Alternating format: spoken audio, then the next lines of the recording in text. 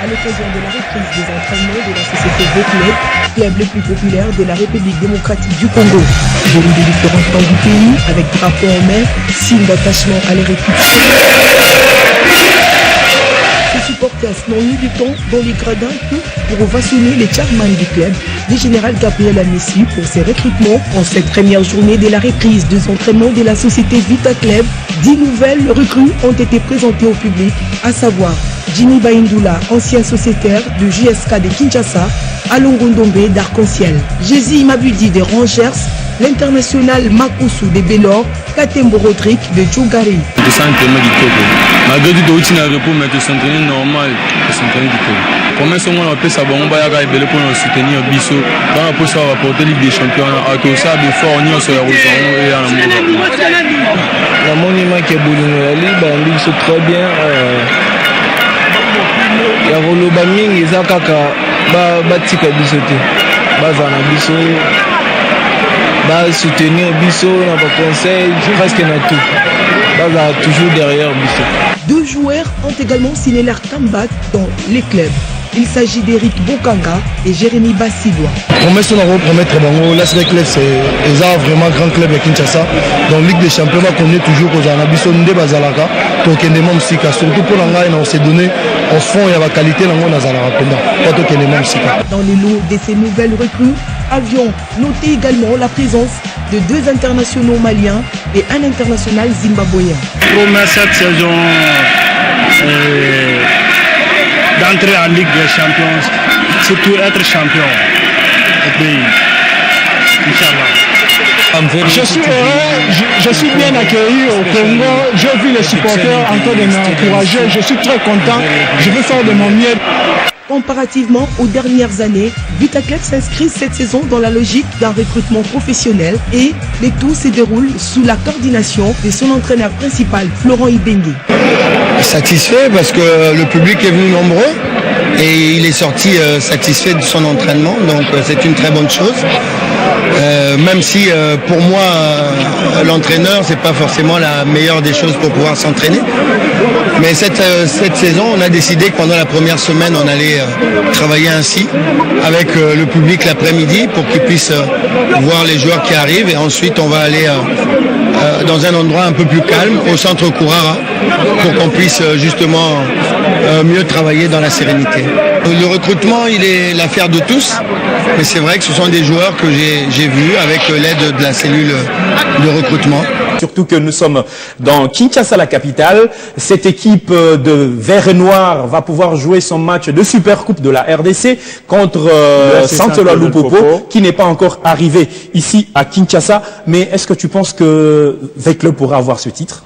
Bon, sur le papier, trophée, bien sûr. Oui, sur le papier, V-Club aura le trophée, selon moi. Mais je sais que Raoul Chungu, c'est un ancien V-Clubien. Je me rappelle de la campagne qu'il a faite avec V-Club. C'est celui qu'on appelait l'homme à la philosophie brésilienne.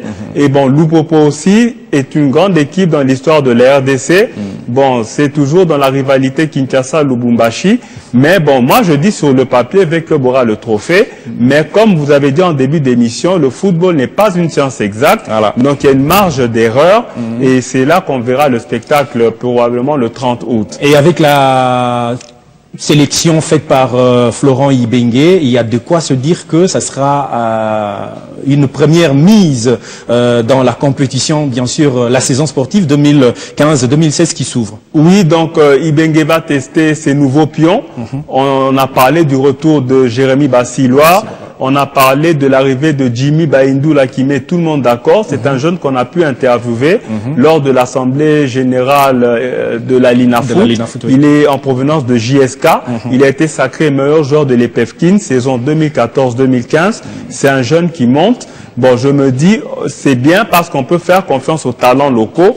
Donc, on peut dire qu'au Congo aussi, on a des très bons footballeurs. Donc, je me dis, ça sera une bonne occasion pour tester le nouveau V-Club. Cela étant, donc j'ai l'impression que la saison sportive, la saison footballistique 2015-2016 sera une saison très disputée entre Kinshasa et Lubumbashi. Donc elle s'annonce très chaude la prochaine saison. Voilà, parce que DSMP veut pas rester en arrière. V-Club qui a pris la tête, bien sûr, depuis un certain temps. Oui. Je crois que cette année, ils aimeront pas faire le recul. Et tout puissant Mazembe, le seul club de la République démocratique du Congo resté en compétition pour ce qui est de la Confédération africaine de football, voudra pas non plus baisser le bras. Saint-Éloi Lupopo qui depuis un certain temps est en train de faire son retour dans le carré d'as bien sûr du football national, ne voudra plus non plus baisser les bras. Alors les deux clubs vont pouvoir se mesurer lors de cette super coupe. Et je crois que c'est la deuxième finale d'affilée pour Lupopo. Elle a perdu l'année passée contre MK. Voilà. Et cette fois-ci, elle a gagné contre, je crois, la Katumbi Football Academy. Voilà. Donc maintenant, Lupopo est en Afrique. Question de roder son effectif et de voir l'avenir.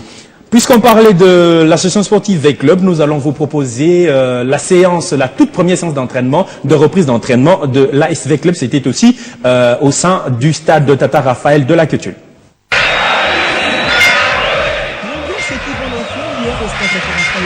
À l'occasion de la reprise des entraînements de la société V-Club, club le plus populaire de la République démocratique du Congo. Venus de différents coins du pays, avec drapeau en main, signe d'attachement à leur équipe. Ces supporters n'ont eu du temps dans les gradins pour ovationner les chairman du club, le général Gabriel Amessi, pour ses recrutements. En cette première journée de la reprise des entraînements de la société Vita Club, 10 nouvelles recrues ont été présentées au public, à savoir Jimmy Baindula, ancien sociétaire de JSK de Kinshasa, Alongo Ndombe d'Arc-en-Ciel, Jésus Mabudi de Rangers, l'international Makousou de Bélor, Katembo Rodrigue de Djougari. Malgré tout, il y a un repos, mais s'entraîner normal, s'entraîner du coup. Comment est-ce qu'on appelle ça? Bon, on va y aller pour nous soutenir Bissot. Dans la poste, on va porter Ligue des Champions. À tout ça, il faut on y soit et à la monument qui est boulot, la Ligue, c'est très bien. Il y a Roloba Ming, ils ont batika biso te. Bazana biso. Soutenir biso, on a pas conseil, presque na tout. Baza toujours derrière biso. Deux joueurs ont également signé leur comeback dans les clubs. Il s'agit d'Eric Bokanga et Jérémy Bassilois. Promesse on a promettre bango, l'ASV Club c'est vraiment grand club à Kinshasa. Dans Ligue des Champions, on connaît toujours aux Anabiso Nde Bazalaka, Tokende Mamsika. Surtout pour l'Anga, on s'est donné au fond et à la qualité dans Nazalaka pendant. Pas Tokende Mamsika. Dans les lots de ces nouvelles recrues, avions noté également la présence de 2 internationaux maliens et un international zimbabwéen. Promesse cette saison d'entrer en Ligue des Champions, surtout être champion au pays. Inch'Allah.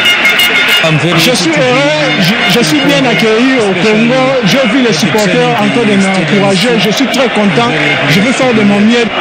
Comparativement aux dernières années, Vita Club s'inscrit cette saison dans la logique d'un recrutement professionnel et le tout se déroule sous la coordination de son entraîneur principal, Florent Ibengue. Satisfait parce que le public est venu nombreux et il est sorti satisfait de son entraînement, donc c'est une très bonne chose. Même si pour moi l'entraîneur c'est pas forcément la meilleure des choses pour pouvoir s'entraîner, mais cette saison on a décidé que pendant la première semaine on allait travailler ainsi avec le public l'après-midi pour qu'ils puissent voir les joueurs qui arrivent, et ensuite on va aller dans un endroit un peu plus calme au centre Kourara pour qu'on puisse justement mieux travailler dans la sérénité.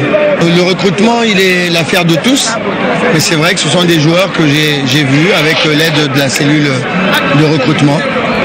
Et puis ils sont là, on va les scruter et puis on va finaliser tout ça dans une dizaine de jours pour avoir un effectif d'une trentaine de joueurs. Voilà, donc parmi ces clubs du Congo démocratique, nous sommes en train de nous rendre compte que les clubs du football en RDC sont en train de tendre la main à l'extérieur, bien sûr, du pays pour pouvoir recruter des joueurs des autres nations. C'est parce que sur le plan national, il y a plus des talents à découvrir, ou parce que il faut le faire avec. Bon, je me dis, il faut faire avec parce que c'est la tendance partout. C'est la tendance partout. Mazembe a donné l'exemple. Aujourd'hui, on le voit dans le DSMP, dans l'ASV Club. Donc, c'est devenu monnaie courante. Donc c'est aussi bien parce qu'il faut se mettre à niveau. Il faut se mettre à niveau parce qu'aujourd'hui, quand on voit les championnats européens, il y a même certains pays qui n'arrivent même plus à former une équipe nationale parce que tellement il y a trop d'étrangers, on fait le business et l'équipe nationale est sacrifiée. Mais je me dis aussi c'est un problème de compétitivité. Si on est compétitif, on garde le niveau. Si on ne l'est pas, on reste à la traîne. Donc il faut faire avec la tendance, il faut s'internationaliser. Mais Kaninda, saison sportive 2014-2015 en Espagne avec FC Barcelone.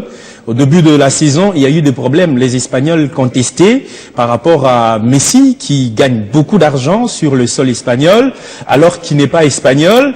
Et les supporters, les Espagnols contestaient du fait que le club serait rempli beaucoup plus de joueurs étrangers que des nationaux. On risque de ne pas connaître ça aussi un jour?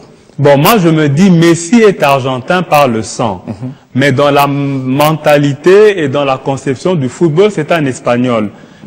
Tu penses aussi qu'avec, je donnerai l'exemple de Darren Clémentin Pembe, avec Parsemé, on les reconnaîtra en Congolais un jour? Il a la mentalité française. Voilà, donc c'est ça, c'est un problème d'extraversion. Donc les joueurs peuvent s'extravertir. C'est comme on dit Messi, lorsqu'il va en Copa América, on ne le reconnaît pas. Lorsqu'il est à Barcelone, c'est le numéro 1. Dans le football européen, et même mondial. Donc c'est ça. Donc c'est une extraversion en fait. Messi a commencé ses écoles à Barcelone, après avoir quitté l'Argentine, où on ne pouvait pas le prendre en charge à cause des problèmes de santé. Donc c'est ça. Donc je me dis, il faut faire avec, c'est la tendance, c'est l'heure de la mondialisation. Nous sommes dans un village planétaire, donc à la minute, on peut être à Kinshasa, mais vivre au même moment un événement qui se déroule sur n'importe quel point de la planète. Donc c'est la tendance, c'est la mondialisation. Si vous ne prenez pas le bateau, vous restez à la traîne. C'est le professionnalisme tant attendu dans le football national.